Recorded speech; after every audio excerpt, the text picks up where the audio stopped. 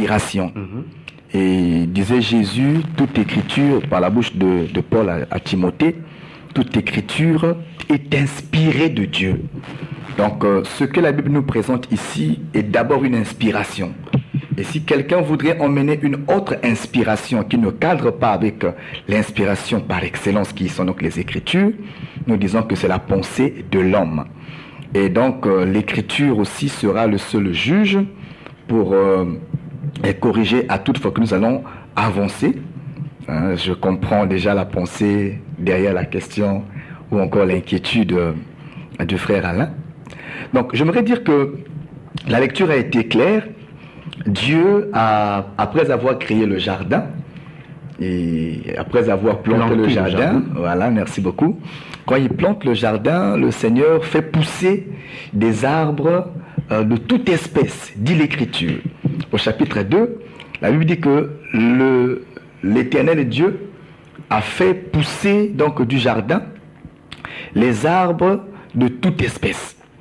Et parmi ces arbres de toute espèce, l'Écriture dit qu'il y avait aussi l'arbre de vie au milieu du jardin et il y avait l'arbre de la connaissance du bien et du mal. Et après cela, quand le Seigneur place l'homme dans le jardin, automatiquement, le Seigneur donne un ordre à l'homme. Le Seigneur ordonne à l'homme de manger tous les arbres du jardin et l'Éternel dit à l'homme de ne pas manger du fruit de l'arbre de la connaissance du bien et du mal. C'était la seule interdiction que Dieu a eu à donner, la seule loi que Dieu a eu à donner donc à Adam. Et on notera que lorsque le Seigneur converse avec Adam ici, la femme Ève n'est pas encore formée. Donc Dieu ne traite qu'avec Adam, la femme n'est pas. La femme n'écoutera pas Dieu parler, mais la femme écoutera Dieu par l'homme. Et je m'aurais déjà expliqué que ici, on appelle l'homme homme. On l'appellera Adam après le péché. Nous y arriverons par la grâce du Seigneur, si Dieu nous permet de toucher ça aussi. Donc, j'avance pour dire, lorsque Dieu parle à l'homme, Dieu est clair.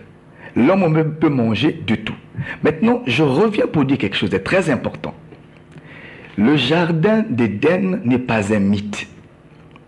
C'est une histoire vraie.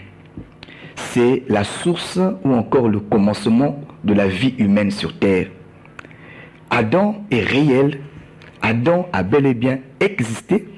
Et la scène que nous allons expliquer ici a bel et bien eu lieu. Il n'y a pas du virtuel ici. Ce n'est pas un mythe. Seulement, bien que ces événements aient eu lieu, ces événements avaient une portée prophétique que nous aurons donc le devoir d'éclairer ce soir. Mais quoi que nous allons interpréter, nous ne remettrons pas en cause le facteur vrai de l'histoire d'Adam, d'Ève, du serpent ancien et de toutes ces choses-là. C'est important que le peuple, qu'on s'accorde avec le peuple à ce niveau-là. Et à un autre niveau, j'aimerais qu'on s'accorde aussi avec le peuple déjà, parce que nous allons marcher là-dessus, que la Bible dit que tout ce qui n'est pas écrit ne doit pas être l'objet d'un enseignement ou encore d'une foi. Pour nous, nous pensons que c'est l'écriture qui est la base de tout enseignement. Et la Bible nous dira aussi que nous devons éviter toute interprétation particulière avec les Écritures saintes. La cité un apôtre.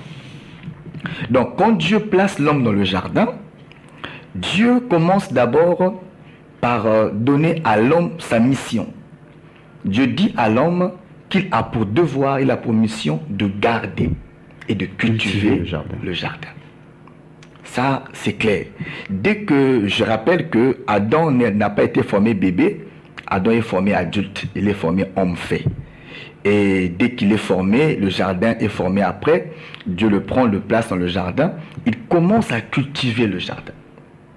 Mais Dieu lui dira, en faisant ton travail, regarde ta mission, mais ne mange pas sais qu'en travaillant, tu auras faim. Mais tu peux manger de tout, seulement tu ne mangeras pas de l'arbre de la connaissance du bien et du mal, car le jour où tu en mangeras, tu mourras certainement. Et là, je confirme que l'écriture ne peut être anéantie. Le jour où Adam mangera ça, il mourra parce que Dieu l'a dit. Pasteur, je voudrais vous arrêter une minute pour cette affirmation. C'est vrai que Dieu a dit que si tu manges de cet arbre, tu mourras. Mais lorsque l'acte a été posé, nulle part on nous a confirmé que Adam était mort. Oui, la Bible dit que tout homme soit reconnu pour faux, Dieu se le vrai. Et Dieu n'est pas un homme pour mentir, ni un fils de l'homme pour de se repentir. Le problème, c'est de faillir de comprendre la pensée de Dieu. Quand l'homme faillit de comprendre la pensée, il prend Dieu au mot, c'est là où l'homme peut échapper, encore se perdre dans ce que Dieu a dit. Dieu a dit, le jour où l'homme mangera du fruit de l'arbre de la connaissance du bien et du mal, il mourra. Je confirme que l'homme était mort, et je vais expliquer ça. Il était mort. Je sais que ceux qui m'écoutent s'attendent à ce que j'explique la mort dans le plan spirituel, mais même physiquement, il était mort. Ah bon? Oui, nous allons y arriver. Allons-y. Nous allons y arriver. Donc, lorsque on a placé l'homme de Genèse, supportez que je me répète un peu, Dieu fait appel à tous les animaux. Jusque-là, il n'y a pas de problème. Dieu fait appel, Dieu d'abord crée les animaux de la terre, les oiseaux, les animaux et tout cela. Et Dieu les emmène vers l'homme pour que l'homme puisse les nommer. Parce que là aussi était une de ses missions. Dieu a créé et l'homme devrait nommer. J'explique que le travail de Adam dans Éden est un travail ministériel. C'est l'œuvre du ministère. C'est l'œuvre du ministère. Voilà pourquoi dans un langage, nous disons, si nous voulons tenir un langage purement prophétique, que Adam était formé à 30 ans. C'est un langage. Je pense que nous aurons le temps de détailler toutes ces choses-là. Formé à 30 ans. À 30 ans, pourquoi? Parce que Moïse nous dit que l'âge pour l'âge sacerdotal, l'âge du service, l'âge où un sacrificateur devait commencer le service, c'était 30 ans. Voilà pourquoi quand le sacrificateur par excellence, qui était notre Seigneur Jésus-Christ, était formé, c'est à 30 ans qu'il devait commencer la mission. Pourquoi? Parce que c'est de lui que la loi parle. Et quand nous voyons Adam, puisque Christ était un Adam aussi, mais quand nous voyons le Adam premier, formé à l'âge adulte et commencer le service, nous disons par rapport au service, c'est 30 ans. C'est un langage. Donc le travail que Adam fait, donner les noms, c'est l'œuvre du ministère en fait. L'œuvre du ministère. Et il doit exercer l'autorité dans le jardin, puisqu'il était là pour conduire, pour gérer le jardin. Et quand Adam, Dieu ramène les hommes vers Adam, tous les animaux vers Adam, Adam nomme tous les animaux. Il n'y a pas de problème à ce niveau-là. Et l'homme viendra sentir un vide, parce que quand venaient les animaux venaient en forme de couple. Dualité, oui. Deux. Il y avait deux. Et Dieu avait déjà vu, quand on lit l'Écriture, un peu plus haut, qu'il n'était pas bon que l'homme soit seul. Dieu a promis en son cœur qu'il devait faire une aide semblable. Mais un peu plus tard, Dieu met quand même l'homme devant l'épreuve. Et quand l'homme arrive, l'homme aussi constate ce manquement-là monte dans son cœur. Et l'homme a senti le vide. Voilà comment Dieu qui sait lire dans nos cœurs et Dieu qui sait soulager nos peines, qui sait soulager nos douleurs, s'est dit non, le temps est arrivé que je forme donc la femme. J'essaie un peu de retracer l'histoire pour arriver au point. Et lorsque la femme est donc formée, tout cela c'est pour confirmer la véracité de l'histoire, c'est vraiment du vécu. Et quand la femme était dans la pensée de Dieu, mais pour que la femme soit matérialisée, j'explique que dans Genèse 1, l'homme et la femme sont créés le même jour. Créés le même jour? C'est le 6e jour que Dieu a créé l'homme et la femme. Et Dieu créa l'homme et la femme. C'est le 6e jour. C'est le même jour. Et quand nous rentrons dans Genèse, dans la suite, nous voyons que il y a des détails. Il y a des détails à expliquer. Il n'y a pas de contradiction. Mais c'est un problème de détails. Et les détails permettent aux enseignants de mieux préciser la pensée de Dieu. Et j'avais expliqué que Genèse 1, c'est dans la pensée du Seigneur, et Genèse 2, Dieu est en train de matérialiser la pensée. Alors, Dieu, ici, là, il change de formule. Dieu doit endormir l'homme parce que la femme que l'homme cherche ne se trouve qu'en l'homme lui-même. Voilà comment le Seigneur va frapper Adam d'un profond sommeil. Adam donc doit dormir. Et je dis ici que l'affaire du mariage, c'est une affaire de sommeil. Il faut dormir pour que, au réveil, que tu vois la femme. La femme, on ne la cherche pas avec des yeux ouverts, mais pour chercher la femme, il faut dormir. C'est le modèle que Christ a donné. Parce que quand Adam est dans le jardin, il commence à travailler. Adam est le fils de l'homme. Adam est fils de l'homme, c'est-à-dire Adam est célibataire. Adam est une tête, mais qui n'a pas de corps. Adam est une tête qui se trimballe dans Éden, mais il n'a pas un corps, il n'a pas une maison là où reposer sa tête. Voilà pourquoi il voulait avoir le repos. Donc Adam voulait se reposer en fait. Il était fatigué, il voulait se reposer. Voilà un peu. J'explique que ce que Adam cherchait n'était qu'en Adam lui-même. Voilà que Dieu va plonger Adam dans un profond sommeil. Très important. L'Écriture dit que Dieu qui est le plus grand chirurgien, j'aimerais dire à quelqu'un qu'il n'y a pas plus grand chirurgien que Dieu. Et j'aimerais dire à quelqu'un, quand Dieu veut opérer, quand Dieu veut faire son travail de chirurgie, le Seigneur doit mettre de l'anesthésie pour que la personne n'ait pas la douleur.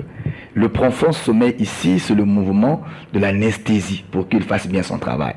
Et voilà comment il va endormir l'homme par le sommeil, et il va tirer de la côte de l'homme, donc il tire une côte de l'homme, et avec la côte, il forme la femme. La femme est formée dans le jardin, mais l'homme est formé avant le jardin. Et dans le jardin, quand, je veux dire hors du jardin, quand la femme est formée, le Seigneur prend la femme. Retenez bien ce que je dis, parce que quand on va interpréter, quand on interprétera, on aura besoin de la compréhension de toutes ces choses-là. De même que Dieu a fait avec les animaux, il va aussi prendre la femme et il ramène la femme vers l'homme. L'homme dort, il retire le côté, il forme la femme. Quand l'homme se réveille, c'est Dieu lui-même qui prend la femme et qui ramène la femme vers l'homme. L'homme constate seulement le beau travail qui a été fait. Et l'homme commence à prophétiser. Parce que ce qu'il dit après, ce sont des prophéties qu'on va expliquer. Mais cette femme qui est une bénédiction pour l'homme,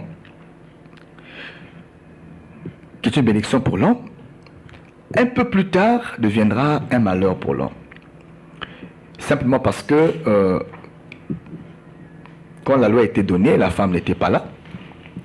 Et la Bible dit que de tous les animaux que Dieu avait créés, je suis dans Genèse 3, je vais expliquer tout ce que j'ai dit, je reviendrai pour étayer, pour que je m'accroche d'abord sur la pensée du soir. Si je me mets à expliquer tout ce que j'ai dit, je crains qu'il y ait peu de temps.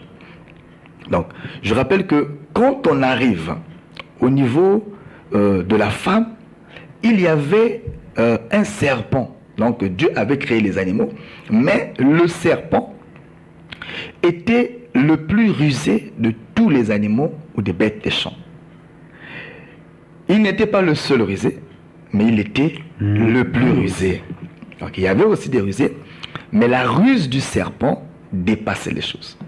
Nous disons que ce qui se passe ici, c'est une scène vraie. Le serpent était un serpent physique. Les arbres étaient physiques. Je prends un témoignage. L'Écriture dit que le Seigneur a fait pousser du sol les arbres, les herbes agréables à voir et bon à manger. On ne peut voir que ce qui est physique et ce qui est visible. Parce que Adam voyait avec des yeux physiques. Il pouvait voir, et la femme dit qu'on ne peut même pas toucher. Vous voyez? On ne peut toucher que ce qui est physique et palpable. On ne peut pas toucher le virtuel. À moins qu'on me dise qu'Adam était sorcier. On ne peut pas toucher le virtuel. Donc l'arbre d'abord, on s'accorde là, l'arbre était physique. Je sais qu'il y a beaucoup de pensées autour, mais que l'écriture reste la seule vérité. L'arbre était physique. L'arbre de vie était physique. L'arbre de la connaissance du bien et du mal était physique. Le serpent dont on nous parle était physique. Et le serpent parlait, d'après les Écritures. Car l'écriture ne peut être anéantie. Quelqu'un me dira, pourquoi les serpents d'aujourd'hui ne parlent pas? Je lui dirais aussi que si le serpent a une langue, alors il peut parler. Vous remarquerez que il y a un prophète qu'on appelait Balaam, qui était en train de durcir le cœur à la voix de Dieu. Il voulait prendre la voix de son cœur, alors que Dieu l'avait déjà reproché, il a insisté. Et Balaam était en train de marcher avec l'ânesse. Pendant qu'il marchait avec l'ânesse, l'Écriture m'enseigne qu'il prenait la mauvaise voie. Malgré que Dieu parlait, il insistait. Et voilà comment l'ange de l'Éternel va apparaître pour le frapper. Il n'a pas vu, mais l'ânesse a vu. Le prophète n'a pas vu, mais ce jour-là, l'ânesse est devenue prophète, devant le prophète. Et il a dit que Dieu avait délié la langue de l'ânesse. Et l'ânesse avait parlé. Donc ce n'est pas la seule fois dans la Bible où on a vu un animal parler une langue normale. On ne dira pas qu'avec Balaam, c'était du virtuel. C'était du vécu. Dieu est souverain, capable de faire des choses comme il le pense. Dire qu'un serpent ne peut pas parler, c'est dire que Dieu n'est pas Dieu. Dieu crée comme il veut. Dans sa souveraineté, il peut créer un arbre qui parle. Dieu est souverain.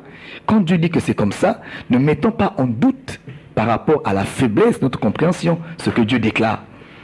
L'écriture ne peut être anéantie. Le serpent était le plus rusé de tous les animaux des champs. Dire que le serpent était virtuel, c'est dire que les animaux des champs aussi étaient virtuels. Parce que tous les animaux des champs sont physiques. Pourquoi le serpent qui est l'un d'eux devient spirituel? Il était aussi physique. Seulement, Dieu l'avait doté d'une ruse supérieure aux autres. Et c'était à dessein, cela était prophétique. Bien qu'on interprétera ça, mais d'abord le fait. C'est un fait vécu. Ne déplaçons pas les bornes. On doit interpréter par rapport aux bornes, on doit respecter le songe, si on veut donner une bonne interprétation de ce que le roi veut. Et donc le serpent était physique, étant le plus rusé, et c'est lui dans sa ruse qui viendra pour tenter la femme. Le serpent est venu et le serpent a tenté. D'abord, je pose le songe pour que les choses soient d'abord claires. Le serpent, ayant la langue, ayant le verbe et la ruse, il s'approche de la femme. J'aimerais dire à quelqu'un que lorsque le serpent est en train de prendre l'arbre pour manger après la séduction, et l'autre là même, l'homme était là. L'homme était là aussi avec sa femme. Il n'avait pas laissé la femme, comme j'entends parfois, non. Il était parti au champ, il a laissé la femme, le serpent est resté derrière. Non, quand on lit l'écriture, quand la femme est en train de prendre, l'homme aussi était là. Et cela est un mouvement prophétique. Toutes ces choses-là ont leur pourquoi, ont leur explication dans les écritures. Je pose le songe parce que si le songe n'est pas clair, même l'interprétation aura beaucoup de problèmes. On donnera les interprétations particulières comme je les écoute partout. Le serpent était donc physique. Voilà comment le serpent s'approche de la femme. Et le serpent parle à la femme. Le serpent fait une révélation à la femme. Il donne d'abord une parole et le serpent donne une révélation. Le serpent dit, et comme l'Écriture dit, Dieu a-t-il réellement dit? Il met la parole de Dieu déjà en doute. Dieu a-t-il réellement dit que vous ne mangerez pas de tous les arbres? Le serpent savait. Le serpent pasteur, mais seulement, vous remarquez qu'on insiste sur le verbe manger. Oui. Or, je sais qu'il y a eu un enseignement qui plutôt nous a parlé d'un acte sexuel à la place de manger. Un acte sexuel avec qui? Entre le serpent et Ève. Ah mais oui. Mais vous savez, il y a un roi qui avait dit, celui qui donne l'explication sans avoir donné le songe avant est un menteur. il faudrait que le songe nous montre que le serpent aussi avait mangé l'arbre. Parce qu'il ne faudrait pas qu'on s'abrutisse à ce niveau-là. Le serpent n'a jamais touché à l'arbre. Il n'a jamais mangé l'arbre. Si l'arbre, c'est le péché, l'acte sexuel, comme on le dit, alors, c'est Ève seule qui a mangé et qui a donné à son mari. Le serpent n'a jamais touché à l'arbre. À moins qu'on me montre une écriture où le serpent mangea le fruit. Le serpent n'a pas mangé. Il a juste incité la femme à l'acte. Lui n'a pas mangé. Donc c'est déjà une interprétation particulière. Voilà pourquoi j'insiste sur le songe. C'est quoi le songe? Le songe, c'est l'écriture, qu'on pose d'abord l'historique de façon claire. Parce qu'il ne faut pas donner des interprétations qui surprennent même Dieu. Vous savez, des choses quand les gens prêchent, même Dieu est surpris. Dieu s'étonne, mais ces enfants-là, même moi qui suis Dieu, je ne connais pas ça. Ils ont eu ça où? Donc une invention extraordinaire. Le serpent n'a jamais touché aux fruits. Donc, et quelqu'un a même dit, l'arbre était au milieu du jardin. Hein, j'entends les frères penser comme ça. Il y a aussi peut-être quelqu'un qui m'écoute qui pourra penser comme ça. Je supporte cette façon de voir les choses, mais là que la parole reste la seule vérité. L'Écriture dit autre chose, mais un frère me dira non, pasteur, tu sais, l'arbre était au milieu du jardin. Donc ce qui est au milieu, c'est le sexe. Et donc, l'arbre, là, c'était le sexe. Bon, le sexe de qui? De l'homme ou de la femme? Non, le sexe de la femme. J'ai rigolé. J'ai rigolé pourquoi le frère allait? Simplement parce que le jardin a été formé avant la femme. Et l'arbre de la connaissance du bien et du mal a été planté au milieu du jardin avant que la femme ne fût formée. Donc, on veut me faire avaler que le sexe de la femme a été formé avant la femme elle-même. Vous voyez que c'est des histoires qui n'ont ni tête ni queue. C'est des interprétations particulières. Laissons la Bible s'expliquer elle-même. Laissons la Bible parler par elle-même. Dieu n'a pas besoin d'aide pour parler. Dieu a déjà parlé, il a tout mis sur écrit. Faisons seulement parler les Écritures et on aura la lumière. Donc nous n'allons pas plus loin. Je reviens pour dire, l'arbre était physique. Ce n'était pas le sexe ni de l'homme ni de la femme. Et je reviens pour dire que le serpent était physique. C'est un serpent qui parlait. Et je dis que c'était un serpent comme il était. Ce qui était, ce qui est, ce qui est, ce qui sera. Il n'y a rien de nouveau sur la terre. C'était un serpent comme tous les serpents, mais sa particularité, c'est que le serpent parlait. Maintenant, revenons, frère Alain, sur certains éléments à souligner. Lorsque la femme mange, notons le songe. La femme seule mange. Le serpent converse avec la femme. Le serpent persuade la femme. Bien sûr par rapport à l'enseignement qu'elle avait avant. Le serpent explique à la femme, puisque la femme avait déjà donné l'oreille. Il explique à la femme que non, écoutez, Dieu, s'il vous a dit de ne pas manger l'arbre, c'est parce qu'il sait que le jour où vous en mangerez, vos yeux s'ouvriront.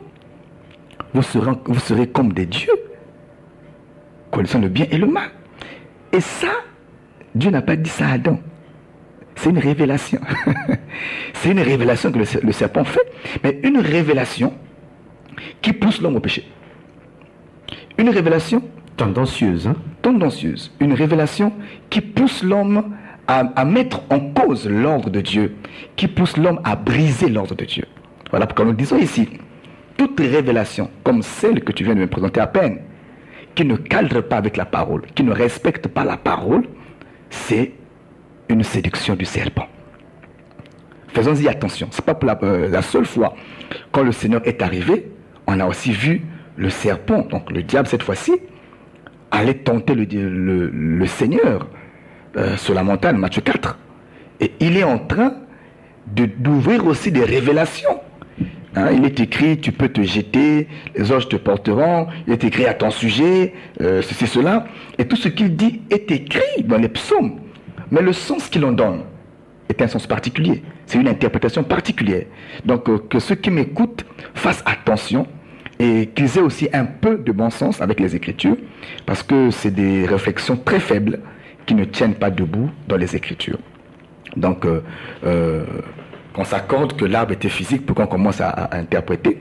L'arbre était donc physique, Adam et Ève physique, et le serpent physique, un serpent donc tout naturel, mais avec des capacités que Dieu particulières lui avait donc données. Et quand la femme séduite, quand la femme est tombée dans la convoitise, la Bible dit que la femme a vu que l'arbre était bon à manger.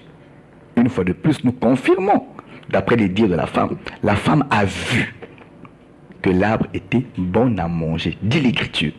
Donc l'arbre était physique, puisque la femme a vu.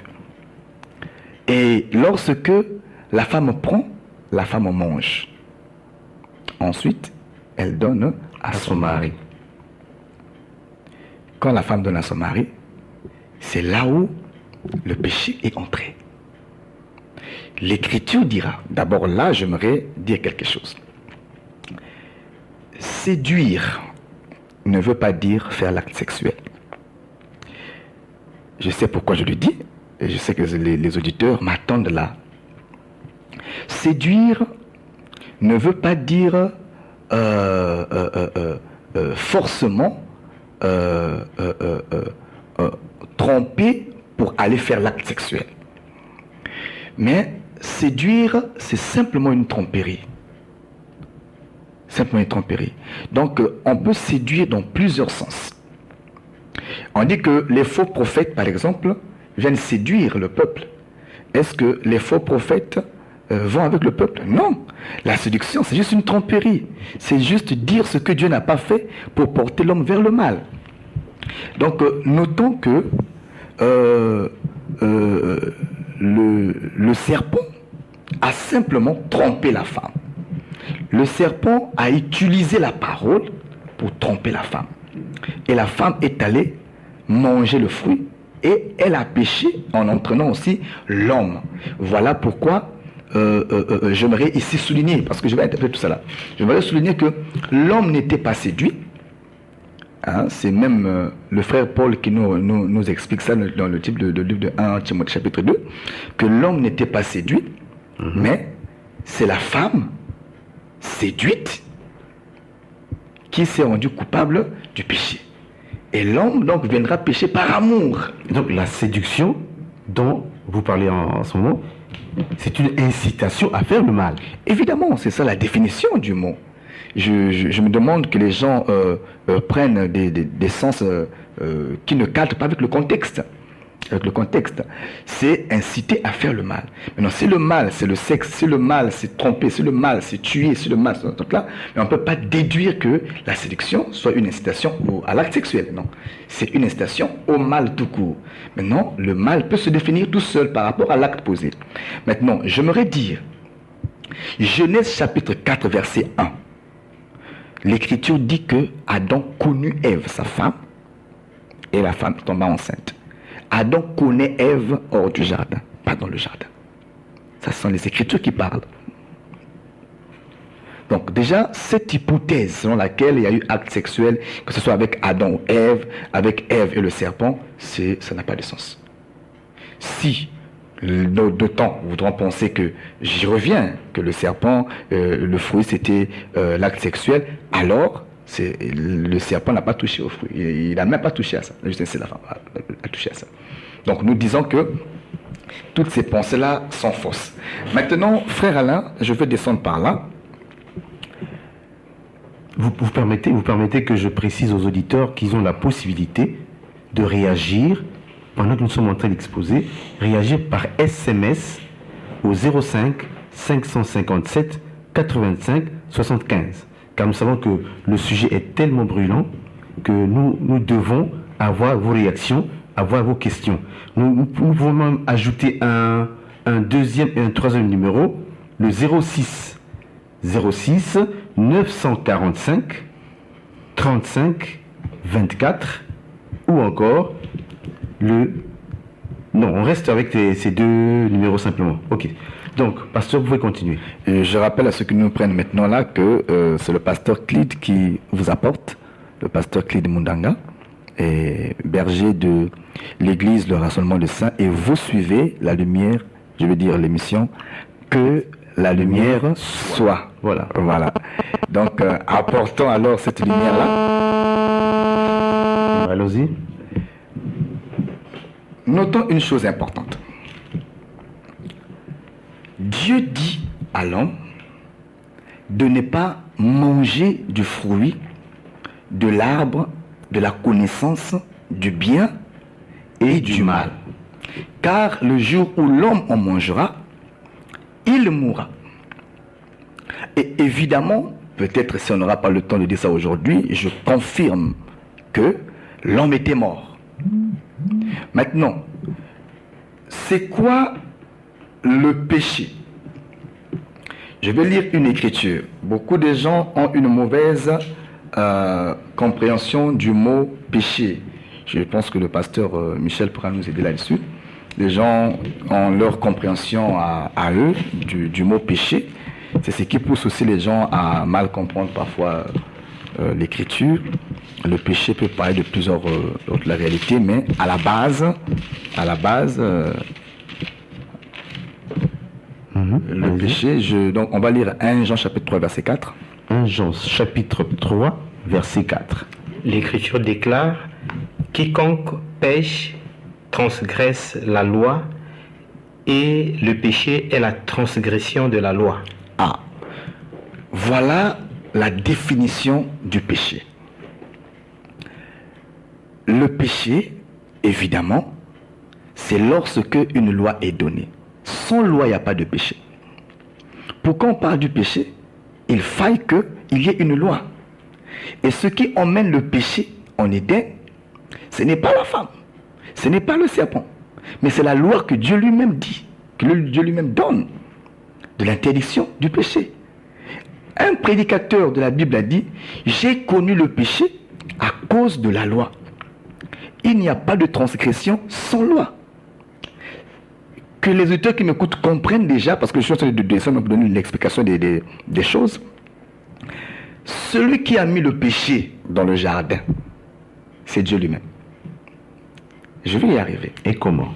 Parce que Dieu met la loi en Éden. Or que nous savons que ce qui est la force du péché, c'est la loi. Ce qui donne vie au péché, c'est la loi.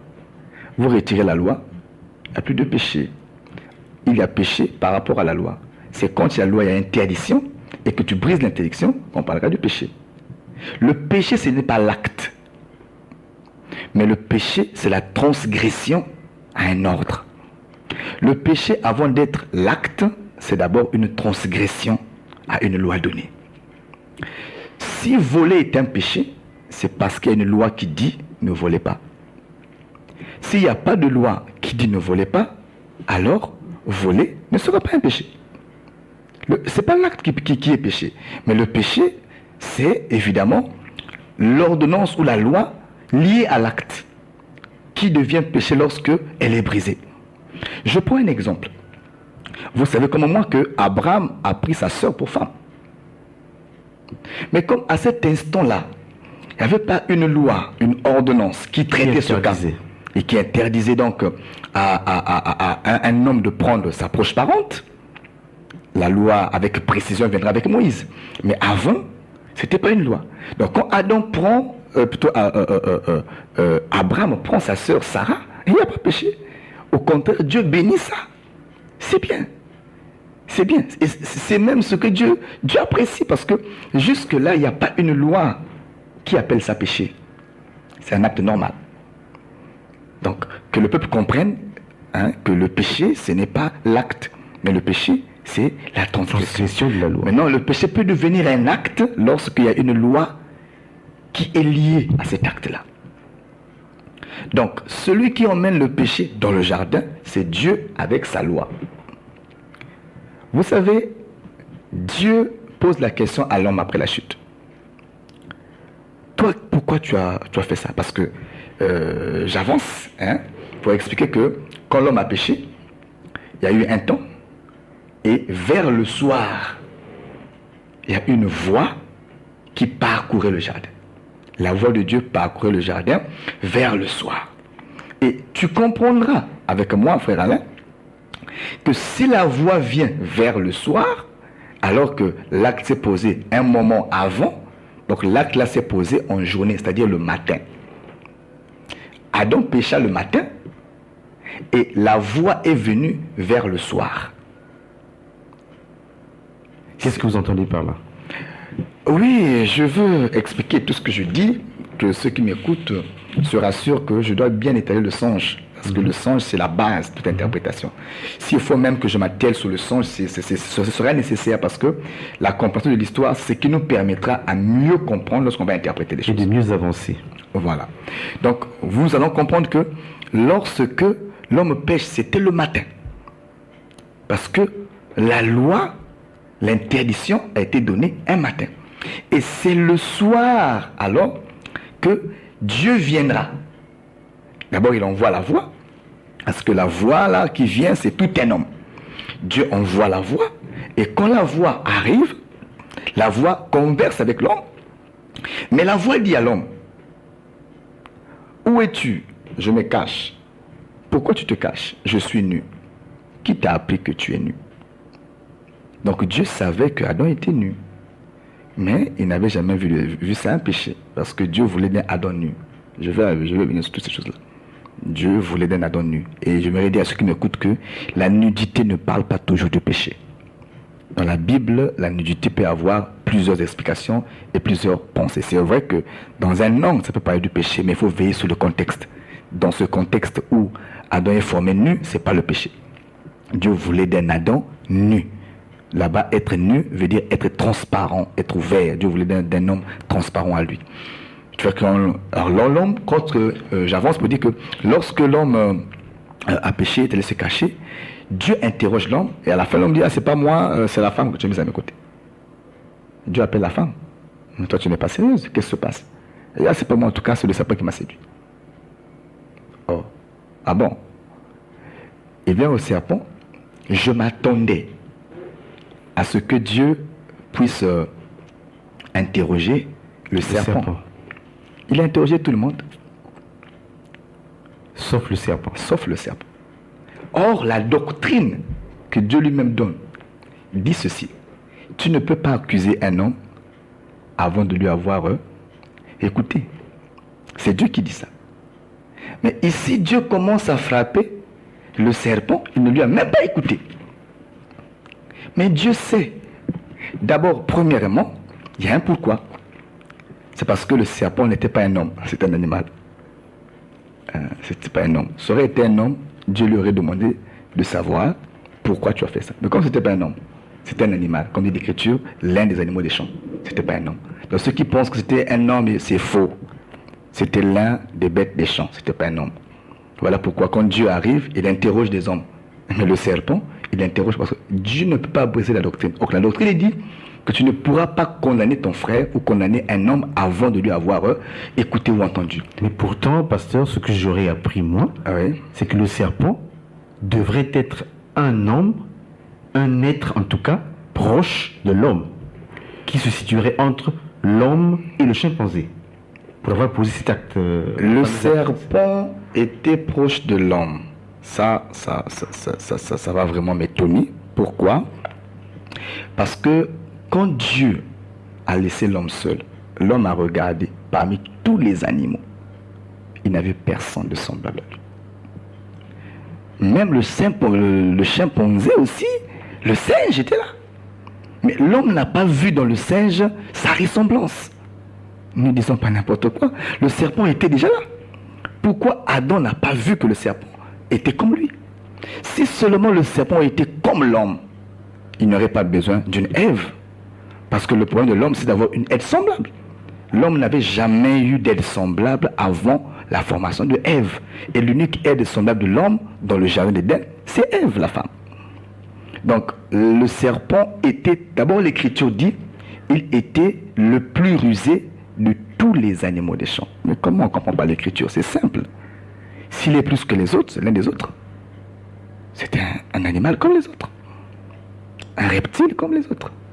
Donc cette pensée-là, c'est une invention. Et c'est du gnosticisme. Hein. C'est un enseignement à source un peu compliquée. Je ne suis pas là pour élever ces confessions-là. Mais j'aimerais dire au peuple de Dieu de rester dans les Écritures. La Bible dit n'allez pas au-delà de ce qui est écrit. Restons dans les Écritures. On dit que le serpent était un animal comme tous les autres. Donc je ne sais pas si j'ai soulagé la question de la question d'un auditeur. D'un auditeur. Ah ok. Donc je pense que il est éclairé. Donc on n'interroge pas le serpent, mais on le frappe. Et tu remarqueras que le serpent avait la bouche pour parler. Si seulement Dieu avait demandé au serpent la question de savoir pourquoi tu as séduit la femme, le serpent qui était aussi un prédicateur parce qu'il a prêché, il devait dire à Dieu, qui dira qu'une chose arrive sans que toi tu l'aies ordonné, sans que toi tu en sois l'auteur. Dieu était-il absent quand le serpent était en train de tromper la femme? L'Écriture ne dit-elle pas que Dieu voit partout? Est-ce que Dieu n'a pas vu? Dieu est devenu aveugle? Ou Dieu s'était éloigné comme le Dieu des prophètes de Baal? Je ne crois pas. Dieu était là. Ce qui se passe en Éden, c'est le plan de Dieu. C'est le programme de Dieu. Tout se fait à dessein. Si Dieu nous... L'Écriture dit Dieu avait immolé un agneau depuis avant la fondation du monde. Pourquoi Dieu doit-il immoler l'agneau alors que l'agneau a pour mission de couvrir le péché? Donc Dieu avait vu le péché en l'homme. Le premier à voir le péché, c'est Dieu. Le premier, Adam ne connaissait pas la mort, mais c'est Dieu qui lui parle de la mort. Donc tout ça là, c'est la création de Dieu. Mais pour accomplir sa volonté, pour accomplir son plan et sa mission sur terre. Que ceux qui m'écoutent ne soient pas choqués, on va expliquer toutes ces choses-là. Vous comprenez pourquoi je dis ça.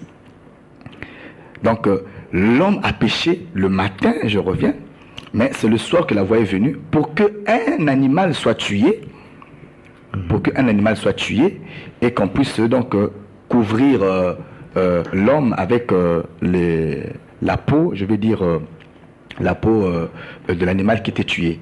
Mais encore là, l'homme est allé prendre les feuilles de figuier, c'est pour dire que les arbres étaient physiques, parce qu'on parle du figuier là-bas, c'est des arbres physiques. Donc il a pris le figuier pour se couvrir. Donc j'explique ceci. L'homme qui pêche le matin, l'homme mange le fruit le matin avec sa femme.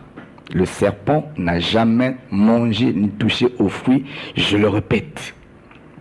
Il n'y a que l'homme et sa femme qui ont mangé le fruit. Or, le fruit donnait la connaissance du bien et du mal. J'aimerais dire à ceux qui m'écoutent, est-ce que la connaissance du bien est une mauvaise chose? Est-ce que la connaissance est une mauvaise chose? Non. Si l'arbre n'était pas bon, Dieu n'aurait pas placé ça dans le jardin. Mais il y a certainement un temps que Dieu avait fixé pour ces choses-là. Et tout obéit à la volonté de Dieu. Je dis que la connaissance est une très bonne chose. Il n'y a rien de mal. D'ailleurs, le peuple périt faute de connaissance. Donc, la connaissance n'a rien de mal. Et le problème, le péché se situe où? Le péché, d'abord, c'est le fait qu'ils ont brisé la loi que Dieu avait établie. D'abord, avant de chercher à interpréter, que le peuple comprenne d'abord que le péché, c'est ça. Le péché, ce n'est pas il avait volé ou non. Il a brisé la loi de Dieu. Et l'Écriture dit que le péché, c'est la transgression de la loi. Alors, quand il mange le fruit, c'est l'arbre qui s'explique lui-même. Quand il mange le fruit, ses yeux s'ouvrent. C'est-à-dire, il reçoit de la connaissance. C'est un arbre qui donnait la connaissance. Quand il reçoit la connaissance, c'est alors qu'il se rend compte qu'il était nu. Donc, au départ, il ne se rendait pas compte qu'il était nu. Ce qui est curieux, c'est que la consommation d'un fruit, voilà, amène un homme et une femme à ouvrir ses yeux. C'est ce que nous ne comprenons pas. Évidemment. Évidemment. Nous voulons maintenant expliquer le fruit. la Bible dit, c'est Jésus qui dit, vous savez que l'arbre peut parler d'un homme, dans les Écritures. L'arbre peut être un homme. Celui qui observe la parole de Dieu est semblable à un arbre planté près d'un courant d'eau. Et Jésus dit que si on a fait ces choses à moi qui suis l'arbre vert, donc l'arbre est un homme. Et vous verrez que quand Jésus a guéri dans le premier toucher, l'homme voyait les hommes comme des arbres. Pourquoi? Parce que dans un volet prophétique, l'arbre parle aussi des hommes. Vous voyez? Donc même les arbres dans le jardin, c'était aussi des hommes, dans une dimension prophétique. Et Jésus maintenant viendra dire, on reconnaîtra un arbre par ses fruits. Maintenant, je vois Moïse qui est aussi un arbre parmi tant les arbres, parce que les arbres sont des prophètes. Je vois Moïse qui est aussi un arbre, un prophète, parce que l'arbre devait porter des fruits. Or, l'arbre qui porte le fruit, c'est un prophète qui porte un message. Donc, quand je vois Moïse va prendre la loi, et Moïse emmène la loi pour donner la loi au peuple. Deutéronome chapitre 30, versets 14, 15 et 16. Moïse prend la loi. Il vient devant le peuple et Moïse présente la loi au peuple. Il dit, voici, je mets devant vous le bien et le mal. Moïse appelle la loi par le bien et le mal. C'est Moïse qui appelle ça comme ça. Et si on reconnaît un arbre par son fruit, Moïse qui est un arbre donne au peuple un fruit qui est le bien et le mal. Donc je comprends par là que l'arbre mangé, c'est tout un homme. C'était Moïse. Mais on a mangé son fruit. Quand je parle de Moïse, comprenez-moi, je ne parle pas de Moïse homme, je parle de Moïse loi, parce que Christ a dit, il est écrit dans Moïse. Alors, il n'y a pas un livre qu'on appelle Moïse. Moïse parle de la loi, Moïse parle d'une alliance, de plusieurs choses. Mais dans le contexte où je suis, Moïse comme étant la loi. Et j'explique que l'arbre qui a donné la connaissance au peuple d'Israël, c'était la loi. Et cette connaissance a été apportée par Moïse, celui qui apporte la loi. Donc l'arbre de la connaissance du bien et du mal, c'est simplement la loi. Il n'y a pas à vouloir inventer quelque chose. Si l'arbre de vie, c'est Jésus, avec son message, mais le message qui est venu avant celui de Jésus-Christ, c'est le message de Moïse. C'est le message de Moïse que le peuple a reçu. C'était donc, ça explique que le peuple a mangé d'abord la loi. Voilà pourquoi j'ai parlé du matin. Voilà pourquoi j'ai dit que l'arbre de la connaissance du bien et du mal était mangé le matin. Or que le matin, ça nous parle de la loi. Parce que le matin, c'est un temps. Quand Dieu a créé, l'Écriture dit qu'il y a eu un soir, puis il y a eu un matin. C'était un jour. Donc dans le jour, nous avons le matin, nous avons le soir. Or que le matin, c'est la loi. Pourquoi? Parce que la loi a été promulguée un matin. Tôt le matin, Moïse a inauguré la loi, a promulgué la loi. Voilà pourquoi la loi porte le sens du matin. Et quand Dieu envoie les prophètes, il dit que j'ai envoyé mes prophètes dès le matin. Donc le matin nous parle de la loi. Et le soir nous parle du temps de la grâce. Et ça, avec tout le monde, on va s'accorder que le soir, c'est le temps de la grâce. Donc, ce qui était mangé le matin, c'était la loi. L'arbre que Adam et Ève ont mangé, c'était la loi. C'est la loi qui a donné à l'homme la connaissance de toutes choses. C'est la loi qui a appris à l'homme que ceci c'est un péché, cela c'est comme ça, cela c'est comme ça. C'est la loi qui apprend à l'homme que tu es nu. Parce que l'homme est nu, il ne se rend pas compte, il n'en a point honte. Mais quand vient la loi apprend à l'homme que là, tu es nu. Et c'est la loi qui est un pédagogue, parce que la loi a enseigné l'homme de toute connaissance qu'il avait. Évidemment, dans le jardin, le pédagogue qui enseigne Adam, c'était l'arbre qui était donc de la connaissance du bien et du mal. Donc je confirme que l'arbre, c'était donc la loi. Et Paul viendra dire que, je reviens sur ce que j'avais déjà dit, j'ai connu le péché à cause de la loi. Merci, pasteur Claude Mundanga. Nous sommes arrivés au terme de cette émission ce soir. Retenons que c'est la tentation. La tentation vient de l'interdiction qu'il y a eu dans le jardin d'Éden par rapport à la loi qui a été donnée à Adam, qui est le premier homme mis dans le jardin. Chers auditeurs, frères et sœurs dans le Seigneur, nous sommes arrivés donc au terme de cette émission, comme je l'ai dit tantôt. On va continuer le thème demain, ou plutôt vendredi. Vendredi ou samedi? Samedi.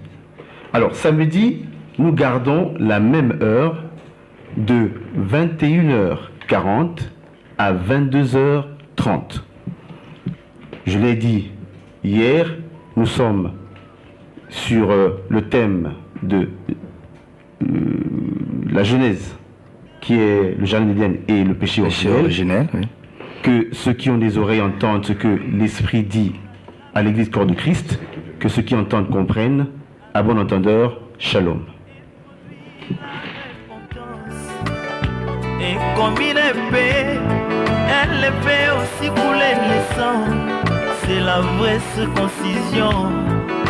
L'ancienne vie est passée et l'homme devient une nouvelle créature. La mauvaise vie, les mauvais désirs de la chair sont anéantis par la puissance de la parole.